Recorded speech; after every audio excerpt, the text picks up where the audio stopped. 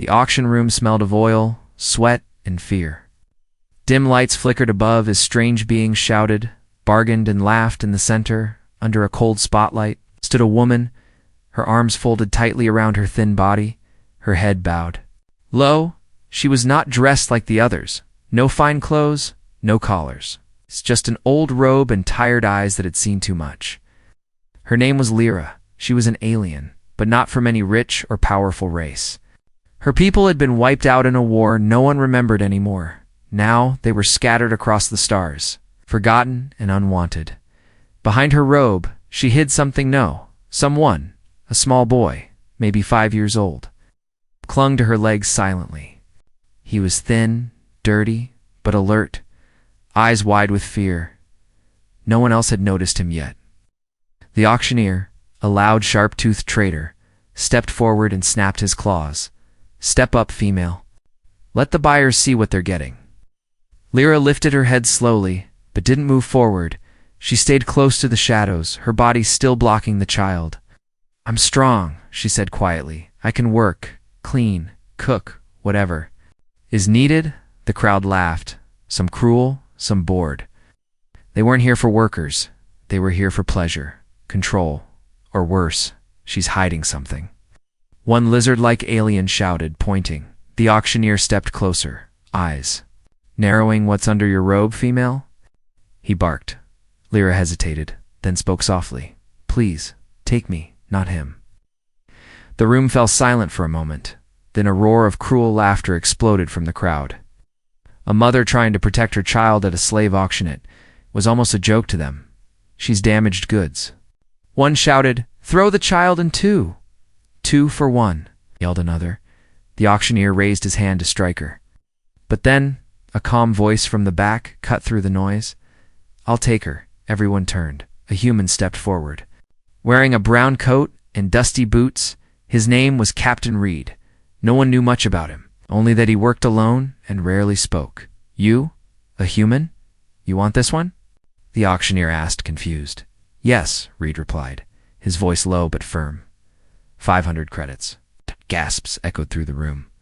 That was too much for a woman like Lyra too. Much for someone the others had called trash. The auctioneer smiled greedily. "Sold."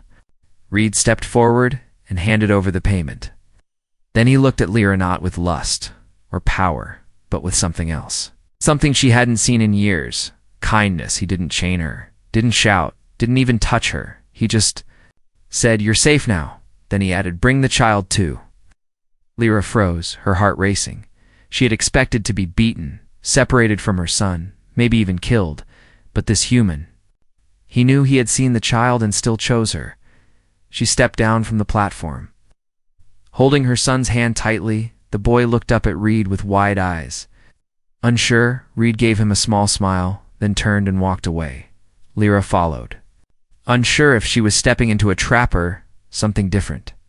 The crowd watched in silence as the strange trio disappeared down the hallway. Few whispered, some laughed, others shook their heads. "A fool," someone muttered.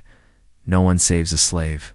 But Reed wasn't listening. He didn't care about their rules, their hate, their systems. He only cared about the promise he made years ago, to never leave someone behind again. As the door of his ship closed behind them, Lyra stood still. Her hands shook, her eyes wet. The boy sat down on the floor, hugging a piece of bread Reed had given him. "You have food," she whispered, almost afraid to believe it. Reed nodded. "And you'll have more." That night, Lyra did not sleep. She stayed awake, watching her. Sun breathed peacefully for the first time in weeks. And outside, beyond the stars, the auction house carried on as if nothing had changed. But something had changed. A human had chosen to save a slave. Not for power, not for use, but for love. And that was only the beginning. Asterisk, the ship door closed behind her with a soft hiss. Lyra stood still, expecting cold walls, steel cuffs, or orders shouted at her. That was what always came after a slave auction instead.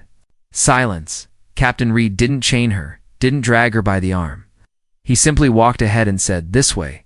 She looked down at her son Varn, who clutched her robe tightly. Eyes scanning the metal hallway in fear, she followed slowly. Her heart heavy, her body tense. The ship was different, to clean, to quiet. There were no guards, no cages. No signs of other slaves. Reed led them into a small room. There was a bed, not a mat, but a real bed, with soft covers and a warm lamp. A folded towel, clean clothes, and even 2 cups of water sat on a table. It was more than Lyra had seen. In years, you can rest here, Reed said gently. I'll bring food. Lyra's breath caught. She almost asked. And after that? But didn't dare. Reed paused, then added, You don't belong in chains. Then he left. Closing the door softly behind him, Lyra looked around the room, eyes wide. Was this a trick? A test? She didn't sit on the bed. Not yet. Instead, she helped Varn out of her robe and placed him gently on the edge. The boy sank into the blankets with a tired sigh. He hadn't known softness in a long shit. Long time, minutes later, Reed returned with a tray. Steamed rice, warm bread, slices of meat, and something that smelled sweet. Lyra stared in shock. No stale crumbs, no scraps. They were being given a real meal. Varn sat up, blinking. Reed handed him a spoon and placed the tray between them. The child looked at his mother, unsure if he should eat. Go ahead, Reed said, nodding. I cooked it myself. Lyra's hands trembled. She took a bite first, just to be sure it wasn't poisoned. The moment the food touched her tongue, she nearly cried. It was warm, seasoned, and real, she whispered. Why? Reed sat on the floor across from them, leaned against the wall, and replied, Because you didn't deserve what they did to you. Lyra wanted to believe him. But no one had ever spoken like that to her, not since the war, not since her people were scattered like ash. After the meal, Varn fell asleep in the bed. Curled up with a small blanket, Reed placed a small plush toy near his arm, a strange earth animal with floppy ears. Lyra frowned. What is that? Rabbit, he said. Harmless creature, but fast and smart. Is it a gift? She asked softly. Reed nodded. Yes, for him. She stared at him like he was a strange puzzle she couldn't solve. You bought me, but you treat me like I'm human. Reed didn't smile, didn't joke. He just looked her in the eyes and said, Because you are. Lyra didn't know how to answer. No one had ever said that before. Later that night, when the ship was quiet, Lyra sat beside her sleeping child, watching him breathe slowly. Reed stood just outside the room, arms crossed, watching over them like a silent guard. You knew. Was hiding him at the auction? She said through the open door. Yes, he replied. And you still bought me? He nodded again. I don't understand, we whispered. You don't have to, he said gently. Just rest. But she couldn't. She stayed awake all night, not because of fear, but because for the first time in years she felt something she had forgotten: hope. And outside the ship, stars passed silently by, unaware that something rare had just begun. Not a deal, not a sale, but a chance for something better. She was not in chains. She had a warm bed, and tomorrow, for the first time, she might not have to run. The ship drifted through space in silence. Inside, it was calm, but Lyra's heart beat like a drum. Her son Varn had not spoken since they left the auction. Not a word, not a cry, not even a whisper, just silence. She feared the damage was too deep, too many nights hungry, too many days hiding, too many people shouting or hurting. The silence was his shield. Captain Reed didn't press him. He didn't force him to talk, didn't ask questions. Instead, he gave him space, food, and something no one else had ever given: safety.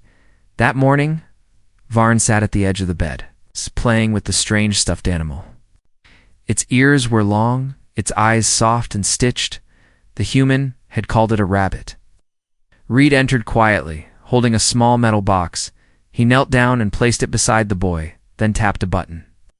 The box opened and music played, soft light. Notes filled the room. Varn's eyes widened. He tilted his head as if he had never heard such a sound before. Lyra held her breath, watching him. Reed smiled and said, It's a music box for children. He turned the little crank, and a tiny metal figure began to dance inside. Varn stared, completely still. Then it happened, a sound barely louder than a breath. The boy whispered, Magic? Lyra gasped. She turned to her son, eyes full of shock and tears. "You spoke," she said. Voice breaking, Varn looked at her confused. Reed didn't speak. He just watched the boy calmly, patiently. The child reached out and touched the music box again. "Is it magic?" He repeated a little louder this time. Lyra dropped to her knees beside him. Holding him tightly, she nodded quickly, even though she didn't believe in magic anymore. "Yes, baby, yes, it's magic for the first time," Varn smiled. "Not big, not wide, but real." Reed stood back, giving them space. But something changed in his eyes. This moment wasn't small to him, it meant something. He had seen war, lost people, rescued others, but seeing a child speak again, that was rare. Later, Varn sat at the table, legs swinging as he ate. He pointed at a piece of bread and asked, "Is this from Earth?" Reed nodded. Close enough. Lyra sat nearby, still unsure what to say or do. Everything felt so strange. She wasn't used to kindness, and now her son was talking like he'd never been broken. She whispered to Reed when Varn wasn't listening. "You healed him," Reed shook his head. "No, I just gave him peace." "Why?" She asked again, always asking. His answer was simple. Because no child should live in fear, but not everyone agreed. That evening, while walking the corridor near the market docks, an alien merchant stopped Red. It was a tall, thin creature, with cold yellow eyes and hard scales. "I saw your slave woman," the alien said. "You let her walk free. And the child, too." "You'll regret that." Reed didn't flinch. "She's not a slave," he replied coldly. The alien sneered. "You paid for her?" "I paid to save her," Reed said, stepping closer. "She owes me nothing." The alien looked unsettled and backed away slowly. Rumors started to spread. Whispers of the crazy human who bought a mother and her child just to let them be free. Some called it weakness, others called it dangerous. Reed didn't care. He brought Lyra and Varn home that night and gave them something better than gold. He gave them peace, and when he saw Vaughn asleep, hugging that little stuffed animal, he knew this wasn't about debt or rescue. This was about something far more powerful, healing, and far beyond the stars. In places where war still raged and people were still sold, one child had spoken. Again, not because someone forced him to, but because someone cared. Lyra sat by the window of the ship, staring at the stars. They looked peaceful from far away, like tiny lights in a calm sky. But she knew better. She had lived among the darkness between them. She had seen what others called justice and what her people called survival. Captain Reed brought her a warm drink, something sweet, something human. She held it in both hands, unsure if she even deserved it. For a while, neither of them spoke. The stars moved slowly, but her thoughts raced. Then Reed finally asked the question she feared the most. "What happened to your people, Lyra?" She didn't answer at first. She looked down at the steam rising from the cup. Then, in a soft voice, she said, "No one wants the truth, Captain." He stayed quiet, just waiting. She took a slow breath and began. "We were healers, not fighters. Everyone called us weak. We believed kindness was our strength, but in war. That's a mistake." She looked at him now, her eyes darker than before, when the fleets came to our world. They didn't offer peace, they wanted our land, our resources, and our women. Reed's jaw tightened, but he said nothing. "They said they would protect us," she continued, "but they turned our trust into chains. They took our leaders, our children, and our name." Lyra paused, her voice shaking. "I watched my sister dragged away. I never saw her again." A deep silence filled the room. Only the quiet hum of the ship remained after that, she whispered. "I stopped hoping. I ran with Varn, hid in ruined cities, begged for scraps, offered work no one wanted us." Reed leaned forward slightly. "You were a mother with a child," he said. "That should have been enough." She looked at him with tired eyes. "Not in this galaxy." There was a long pause. Then she asked, "Why do you care?" Reed looked at the stars now. "I lost my sister too," he said quietly. "She was taken during the Rith Wars. By the time we found the camp, it was empty." Lyra's eyes widened slightly. She hadn't expected that. Two people from different worlds, both broken by the same cruelty. "I promised myself," Reed added, if I ever saw someone being hurt like that again, I wouldn't walk away. He stood up and walked to the door. But before he left, he turned to her. You're not weak, Lyra, he said. You're still standing. And so is your son. Then he left, letting the silence speak for him. Lyra sat there for a long time. She looked at Varn sleeping on the couch with the stuffed rabbit still in his arms. She ran her fingers gently through his soft hair. She had given up everything to protect him. Her name, her body, her pride, but now, for the first time, she felt something return. Not just safety, not just rest, but the first flicker of worth. Maybe she wasn't just a lost alien mother.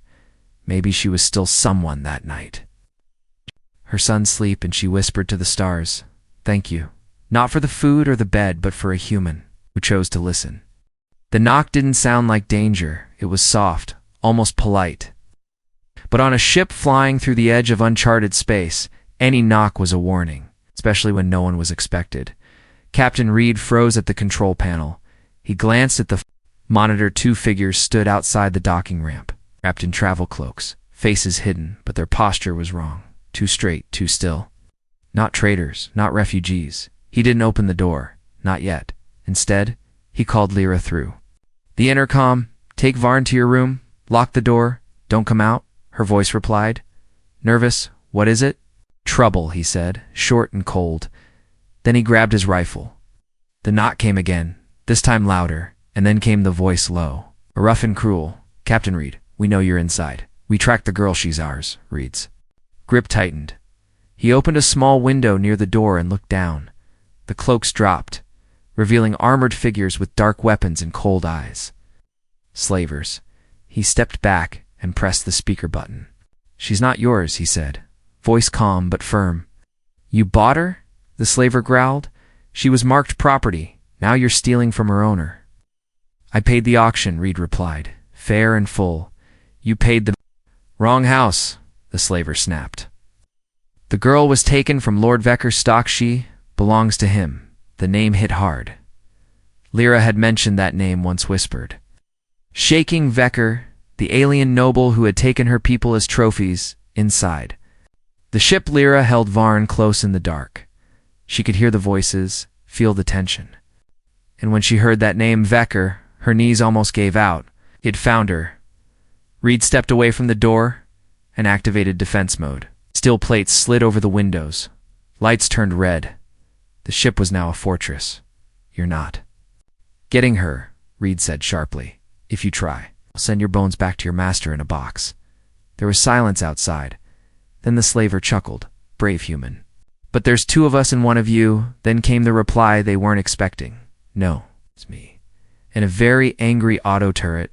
A second later, gunfire blasted across the landing pad. The slavers dove for cover as two defense turrets popped out of the hull and opened fire. One was hit, screaming. The other ran, bleeding, into the shadows inside. Reed locked the door and rushed to Lyra's room. She was already standing, shaking, holding Varn behind her. "He found me," she whispered. "I told you he'd never—" "Stop." Reed stepped forward and put a hand on her shoulder. "He didn't take you then, and he won't take you now." "You don't understand," she said, her voice breaking.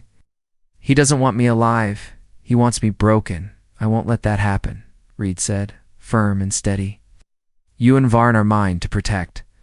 That night the ship stayed, dark and silent, but the danger wasn't over. Lyra sat by her son, watching him sleep again.